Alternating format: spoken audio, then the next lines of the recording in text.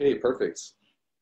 Good afternoon, everybody. Atitu, Atilahai, Tunngasugit, Tunngahugit. Welcome, everybody. Today, we're going to be getting into some leg workouts today. So we're going to be going through a quick warm-up, as well as the workout and then a cool down. I'm joined today with Brian, our other member of TIA. So it's really good to have him there. And so we are going to be getting into this workout. And again, like always, forgetting, thank you Sport Canada and Canadian Heritage for this event, as well as TIA staff for making this all possible, and for all of you in the future joining me on this video. So today we're going to be getting into some joint manipulation and some joint stretching and strengthening. So we're going to be starting with our ankles for today. So I'll just quickly show what that looks like. The first thing we're going to be doing is we're going to get into a somewhat of a lunge stance, and we're going to be trying to get that knee as far past our toes as we possibly can, just trying to stay stationary. If you find that you need some help getting into that position, really trying to get the knee over, as you can see, over the toes, you can put some light pressure on your knee, as well as inch forward to try to really lean on it. Again, trying to keep your feet flat on the floor, just really trying to push that in. And again, holding this for 30 seconds, and then we're going to switch to the other side. The furthermore you lean forward, you're going to start feeling some pull in the knee as well, in your hind leg. Again, really great for getting that extension out. So now switching sides. I'm going to be putting my left foot forward, and again, really trying to drive that knee past your toes. So we're really focusing on the front leg forward. If you feel any uncomfortability in your hind leg, definitely ease that by adjusting your hind leg. Again, we're really just trying to get the knee past the toes, really focusing on this leg. So after 30 seconds, we're going to do essentially the reverse stretch. So we're getting the ankle used to this forward movement, then we're going to get it used to a backwards movement. So that was the first stretch. The second that we're going to do, and this can be done multiple ways, is essentially just pulling the ankle back while supporting your calf. And again, really not trying to break your ankle, of course, but just trying to push it gently backwards. So you can do it this way. If you wanted to turn this into an additional stretch, you could rotate the ankle in this position, really again trying to push the ankle out if you really want to get that quadricep stretch, or really pull in that ankle. Again, can be done in any position that's most comfortable for you. So we're just going to get through this stretch. So again, really pulling back that ankle. Again, be on the lookout for any pain, any discomfort in your ankles. And if you do feel any, feel free to just rotate your ankles in and out. Now switching to the other side, my right side. Really just trying to add some manipulation to that ankle. Again, multiple ways to do this. You could do this sitting if you wanted, by just crossing your leg over and manipulating and pulling it towards you. There are multiple options to really get that ankle out. And I really recommend just doing some ankle rotations, really just trying to shake the foot out. Another great exercise, if you really wanted to really focus on those ankle joints, is to do some calf raises, but to do them elevated. So what I would do is go on even just the edge of my mat, which really has maybe about an inch of thickness, really going on the edge of my mat with my heels off the mat and just lifting my calves. So that would just really focus on the ankles, again, if you wanted to do some more exercises. So after that, we're going to start getting into our knees. So obviously when we're using our legs and we're doing squatting especially, we really need some sturdy legs, some sturdy knees, and some sturdy ankles, which is really part of the control and part of the stability. So the first thing that we're going to do is we're going to do some knee circles. So putting my knees together, preferably standing for myself, and rotating the knees 30 seconds, either clockwise or counterclockwise, whichever way you want to start, and then going the opposite way. So again, just really trying to rotate these knees out. If you can get lower into it, whatever is most comfortable for you. Again, always being on the lookout and staying vigilant when it comes to your joints, making sure that there is no pain or discomfort as you're moving through.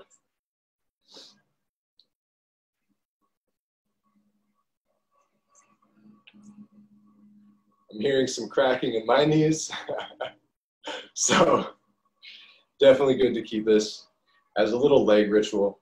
So now I'm going to be going the opposite way.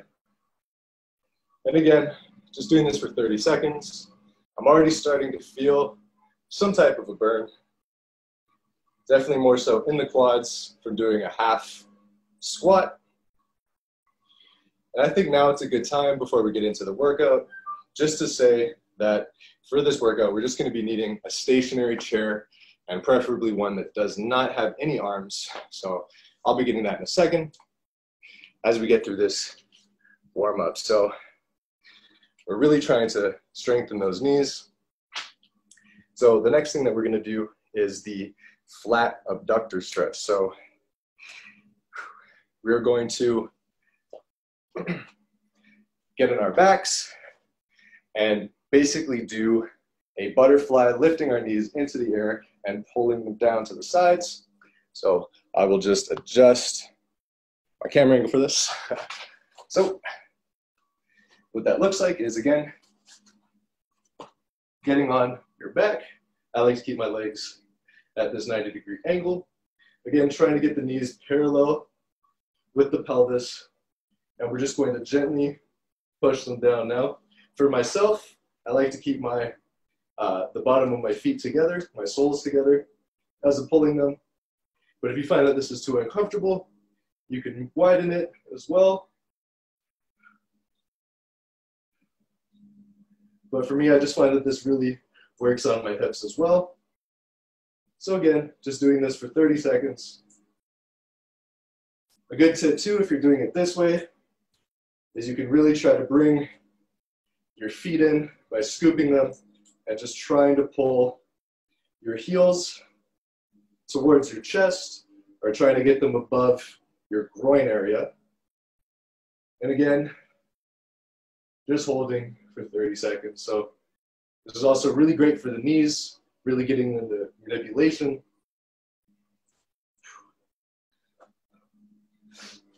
So after that, we're going to cross our leg while we're laying down, and we're going to put some pressure on the outside of our thigh. Might sound a little hard when I explain it. It's because I'm bad at explaining things. But trying to get your right leg, for me, crossed over to my left side. If you're starting with your left side, your left leg crossed over to your right side. And you want to just lay back into a gluteal stretch. So for me, I'm just laying on top of my leg, like so. I have it bent. My heel is just about even or parallel with my groin, with my pelvis. And we're just trying to put that pressure down. If you can try to try to get your bum to touch the floor. Really, again, trying to stretch out the hips and the thighs. So now switching sides for myself. I'm going to be taking now my left leg, and again, just to see a slow demonstration, you cross it over. And again, as it's right here, just really trying to get the knee to the opposite side of the hip and lay back down on it on the mat. From the side, this is something like this. So as you can see, my foot right here, right, just right there, trying to get it parallel or underneath your hip. And again, feel free to add some pressure onto your leg, again, being mindful of that, any discomfort, any pain, but just really trying to get that gluteal stretch.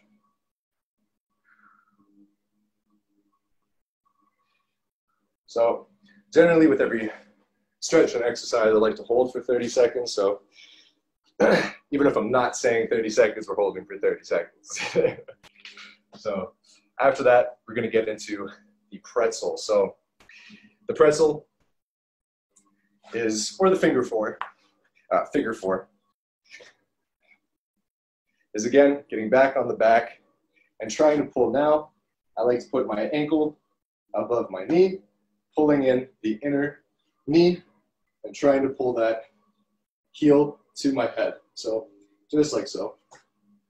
From the side, as you can see, really trying to get in to this deep position. So as you've probably noticed with these stretches, we're working our insides and outsides of our legs. Again, really trying to get us prepped for a nice leg workout. And for me, I find that I always end up pulling my muscles, especially when I'm going for runs.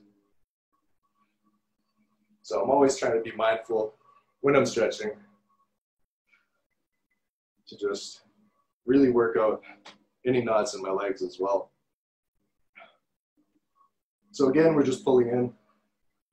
If you find that it's too much, you can also not pull in your guiding leg, which is this leg here, the leg underneath the stretched leg, and you can also push on that side. So if the pulling motion is too much, you could just push on this side. Again, you could even rest your leg and push that way as well. So there's always options. I just like to simply recommend the best option for me, and hopefully the best option for everybody. So now we're going to do the butterfly stretch. So this is the final stretch, just like we had done before, except now we're just in that seated position. And again, I like to really bring my elbows to the sides of my knees, and I like to just push down like so. You can also grab your feet and cradle your feet if that helps you pull in and therefore push down on your knees to really get that inner thigh stretch. So again, just 30 seconds. Feel free to take your time with this pace.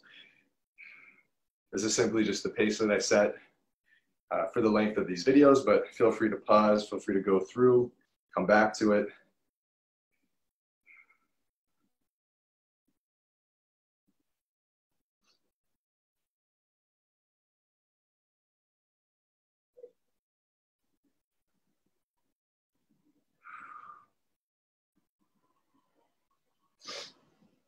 Yeah, I'm definitely really feeling it on the on this inside.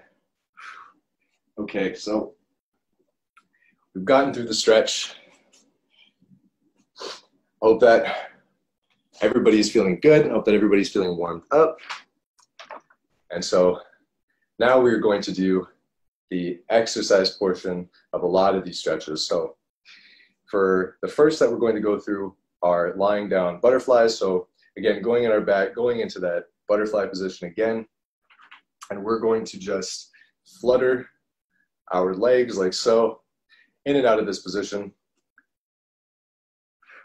So I'll quickly show what that looks like. From the side, I bring my legs up. Again, that 90-degree knees above or parallel to my hips. And again, I like to just bring my legs spread open and bring them together like so. So if you really want to make this difficult and you don't have a resistance band like myself, you can simply push with your arms and you can really set your own pace and limitations. So for myself, this works perfectly. Ideally, we're going to do this 20 times, but of course you can set your own pace. So just like so.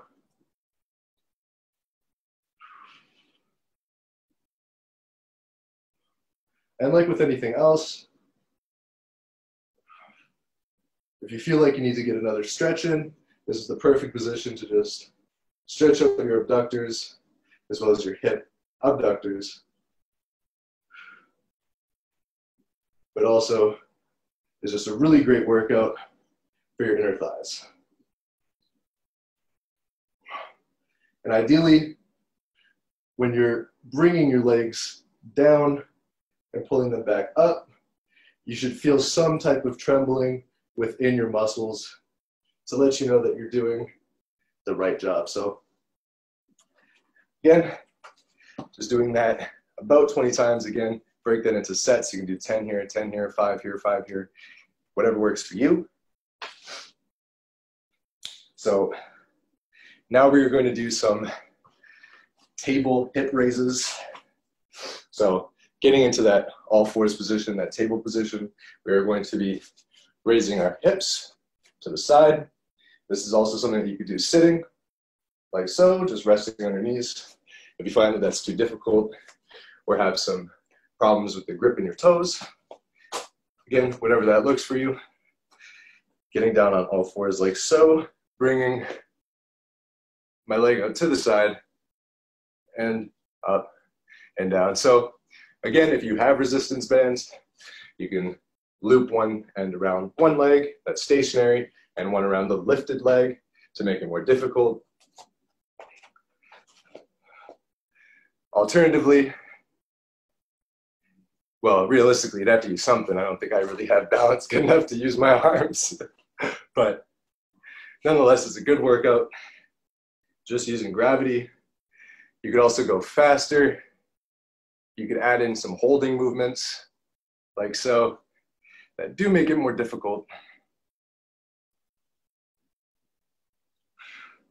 And again, just trying to do this 20 times on each side, but again, feel free to set that own pace.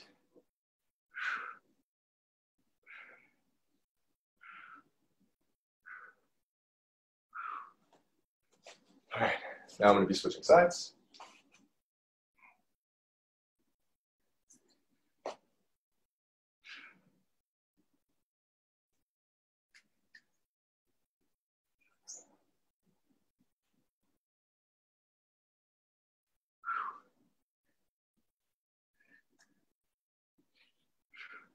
Even without a resistance band or weighted ankles or anything like that, this is still a really impressive exercise.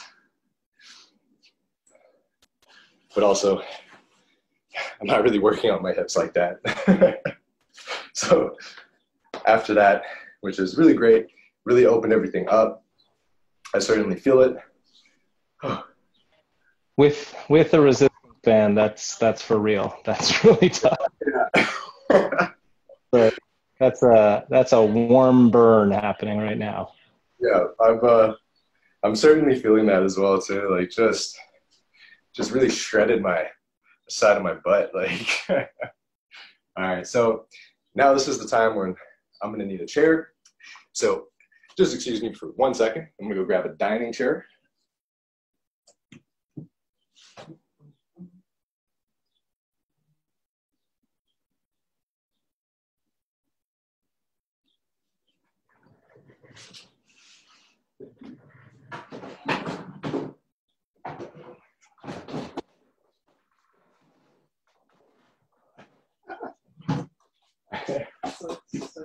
Yeah. Okay, you know what? No, it's okay. Man, who needs a dining chair? Listen, who needs a dining chair when you have a couch right here? You know what I mean? All right, so now using my couch, we're going to be doing some sitting adductors and some seated abductors. So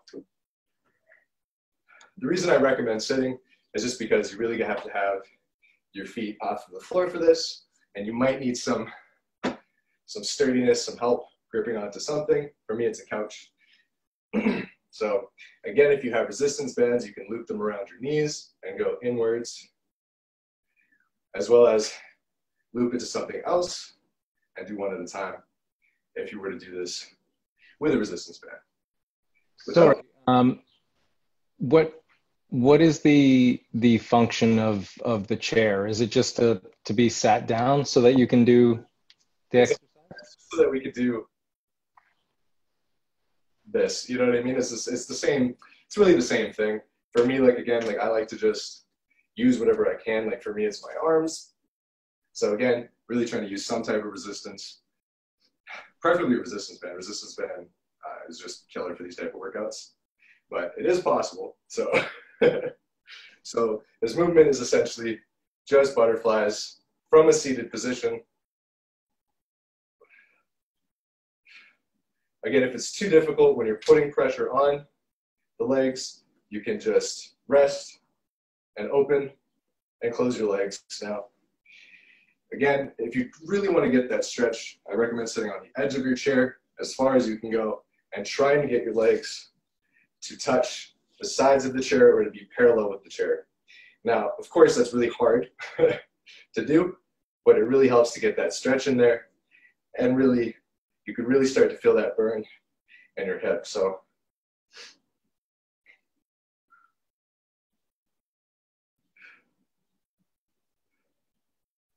now, it's also important that when you're doing this exercise, again, when you come to this fully open place, to really watch how your hip is reacting to these movements.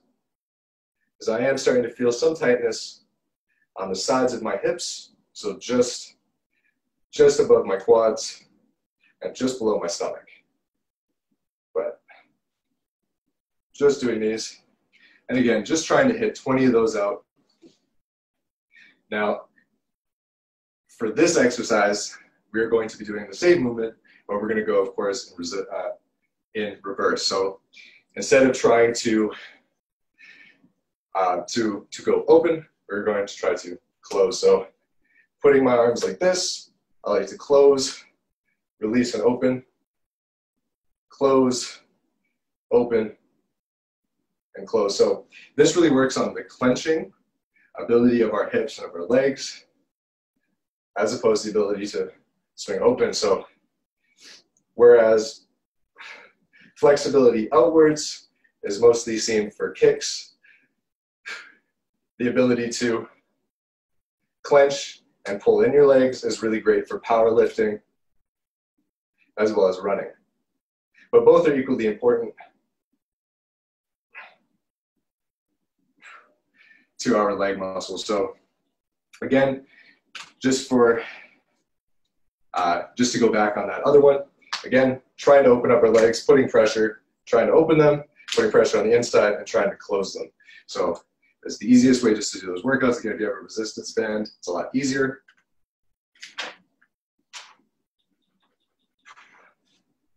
Perfect. Okay. So the next thing we're going to do is some seated squats. So again, I've got my trusty couch here. And so we are going to come from a rested seating position. Now, ideally, and this is what I have it written down, I have it written down as sumo squat. So that would be wide leg, coming up and coming back down. And again, you really want to rest. You don't want to lift yourself up, come back down, and lift yourself up. You want to let your body relax a bit because it's an explosive movement. So this is something you might get into before doing some jumping, some box jumping, power squats, really anything like that that really focuses on power and control of the legs. So again, feel free to do sumo squats, just some regular or some skiing squats. Again, really just focus on the relaxing and the getting up part. So doing this, we're going to do this 10 times. You can do this 20 times, but I'm going to be looking at doing it 10 times. So coming up from the seated position to a full extension of the squat, back down and back up, just like so. So the difference here between a deep squat and a seated squat isn't so much in the ease of it or even the difficulty of it. It's actually in just activating those hip abductors into pushing from the pelvis up. So instead of using all that power from the ankles, past your knees, the quadriceps, the hamstrings, you're really only using your hips and your quads to project yourself forward. So just like so. So you should really start to be feeling that in the sides and insides of your legs. Whew. I certainly am. It's definitely a different workout when you let yourself sit and then have to get back up from it. It's so completely different. Like to just go down into squats and come back up is one thing, but to actually rest and then have to come out of it, that's really surprising. That's tough. Well, it's good. It's good. I'm glad that it's tough. It should be a good tough, you know? So again, it's really just trying to let ourselves rest and then pull those muscles through again. So now we're going to get into some stationary lunge pulses. So a stationary lunge pulse, I think I might just have to zoom in on myself just so people can get the idea of the purpose of it. So again, it's a stationary lunge, so it's exactly how it sounds. You're just lunging in one position. But the idea here, and again, feel free to extend as much as you can, but you really want to be able to have that full back leg extended, again, at your own pace, trying to come down. And for me, as I like to expand the idea of this, I like to try to inch my leg out as far as I can, almost like I'm trying to do the splits, and then pull myself back up. And this I can tell is my max. So again, it really comes from this movement.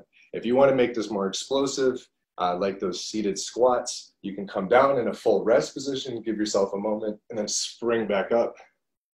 And you're really going to feel that. And it's for that reason that I really tried to do some ankle and some knee manipulation today, because you can really start to feel that. So should we try and keep our feet planted, or like you were saying, you try and inch your foot back? Is it a different workout? Yeah, so I think like as you distance your legs further apart, it has like the sumo effect. So it really starts to widen those muscles, and you can really feel them all clenching to lift your whole body up. So it's about throwing off your center of mass and trying to get those legs to lift that pyramid up, if that makes any sense. So when I'm in the lunging position, I try to inch forward to find where I'm most comfortable, but also hitting the most burn. So for anybody that could be different. For me, I'm about an inch with my knee off of the ground. This is my resting position. Coming up, still trying to get them both straight out, just like so. So from the side. So you straighten both legs. You want to straighten your knees. Yeah. So just like so. So I'm going further back into it. This is sort of where I'm at. So again, it's really focused on the front leg. Yeah. But again, pay attention to the tightness in your body. This is also a stretch workout, dynamic stretch. It really goes both ways. You're really going to feel it. And again, this is great for strengthening that knee. So as you can see, my knee has to work really hard at trying to stabilize my body. So those are the stationary lunges. Switching sides again. If you have issues with, let's say, balance or lifting yourself up with both legs, it is totally possible to just use the one leg and not rely on the other one, just by coming up, going back down. And again, I keep this one slightly bent just to make it easier. But otherwise, you're keeping it straight, coming back up, bringing it back down.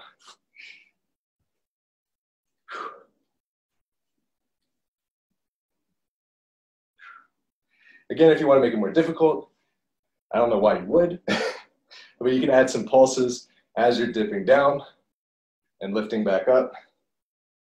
But you'll really begin to feel that burn in the inner thighs. So I'm certainly feeling it already. But again, really solid workouts. They're really great at toning that leg. And I'm sure that as you're doing these exercises, you'll notice it does really feel like in those lunges, for example, that your legs are tightening as they're pushing and propelling yourself up. And that's really what it is we're trying to stretch that muscle out, have it relax, and then build up again. If people don't know, when you're building muscle, it's muscle fibers being destroyed and being replenished. So that's really what that stretching is about, evening our body out. So now that we're done our workout portion, we're going to be doing some cool downs. So we're gonna do some stretches. The first that I like to do, especially after a leg-centric workout, is to do some toe touches. For me, I like to try to pull my butt back and to try to just get into a position where and again, this is for me, I like to get my hands underneath the balls of my feet, push myself back forward, and now really into that toe touching position. Again, you can bring your legs together, whatever works. This was just a cheap way that I was able to sneak my way into looking flexible. So just holding this for 30 seconds. If you want to make this harder and you have the balance for it, you can of course pull in a foot if you want to really get in that stretch as well into your calf. But I know that that wasn't our focus today, so it may not be that important. But again, if you can go to the edge of your mat or something, you can just find that balance right at the edge of your mat, pulling your toes back. Whew. Again, really whatever works for you. Whew. But definitely a killer stretch. So now we're going to do some wide toe touches. So this really kind of focuses on pivoting the hips as we're going down to one side and touching. So it is going to look like it has some explosive movement to it. But of course, we're just going to be coming from the wide toe stance. I like to put my hip outward, so left, reach down onto the side. So again, if you push that hip out as you're doing that pop, you obviously won't be able to get down as far as you can. If you can, props to you. But again, it's really about that hip movement followed by that stretch. So for me, I'm trying to turn my way facing you and just trying to go down that one side of my leg. And you'll see as I switch, I do a pop and come down the other side.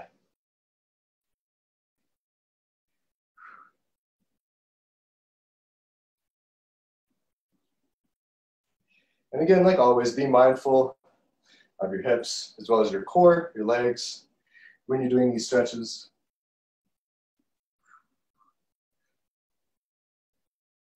Just so you know where you're at. After each stretch, you ideally should feel a nice, pleasant release in that area as you're getting out of that stretch. So now we're going to do a pretty, I guess a pretty common stretch. So this is the L stretch or the number 4 stretch, in which case we are actually making that number 4 and reaching down. So again, I always like to try to pull my toes in with any toe reaching exercise, just because it helps get a 2-for-1 special in, stretching out the calves as well as the hamstrings and quads. And again, even though we focus a lot on abductors and adductors, as well as our hips and joint strengthening, it's important that we also recognize that we used our whole legs during those exercises. So just really trying to stretch everything out. And again, I talked about breathing briefly in the comment section of Wednesday's video. And when it comes to breathing, when we're in that stretching position, I like to just breathe in and breathe out. Again, very meditatively. So, just like so. It's a little difficult when I'm talking, of course. It's a whole different ball game. But for those of you just working out at home, just those deep breaths in and out as you're doing those stretches. And then when I'm working out, upon pushing, I like to inhale and release as I'm coming down. If you're doing more explosive workouts, you might want to do the opposite. So now we're going to do the camel stretch with a wide variant. So I'm going to be on my knees, and I'm going to have my legs spread about the width of my mat. This is what's comfortable to me. And we're going to try to get into that camel stretch like so. So from the side, again, trying to keep it wide. And again, trying to keep it wide to where you're comfortable. If you can get down to a full side splits, you're welcome to do it, but be careful. But again, just getting this effect. I also like to bridge my chest up. And again, just holding this for 30 seconds.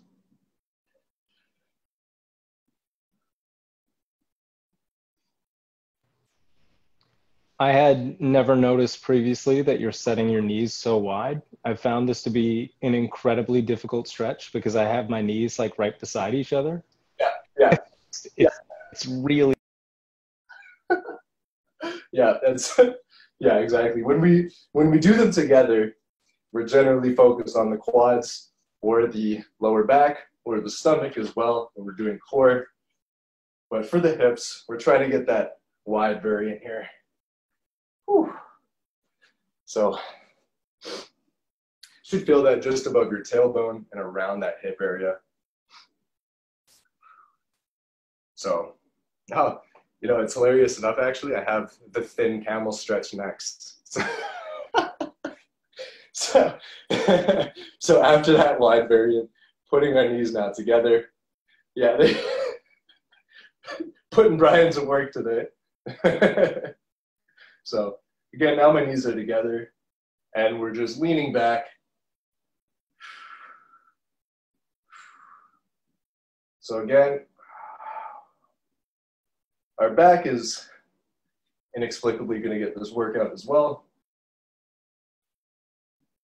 And again, just holding for 30 seconds. If you find that that's too long, you could shorten it down to your own speed. Again, whatever works the best.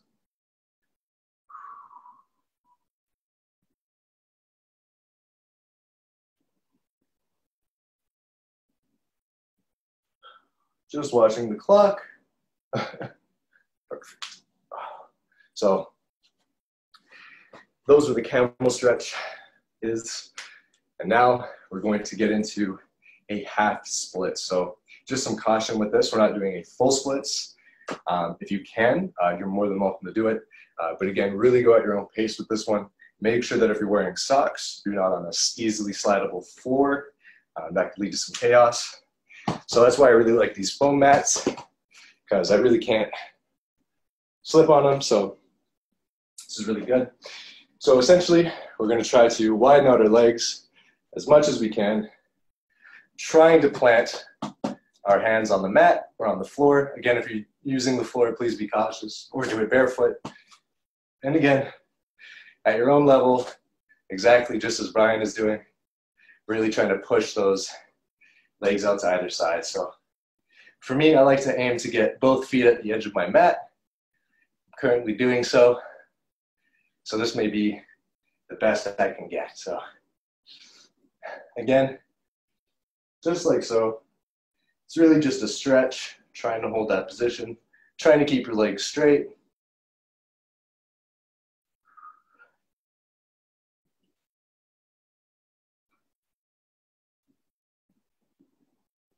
Now it goes without saying, of course, in this position, watch out for your groin area. Because as we know, you could quite easily pull that in this position. So that's why we really want to keep our arms planted for support. So now we've reached the beautiful end to the session. My legs are definitely feeling it. Again, afterwards, even after the cool down, I still like to flutter kick my legs out, kick my legs out to the side. Really random movements, but just with some idea of just trying to shake something loose. So make sure you're doing that if you've got the time.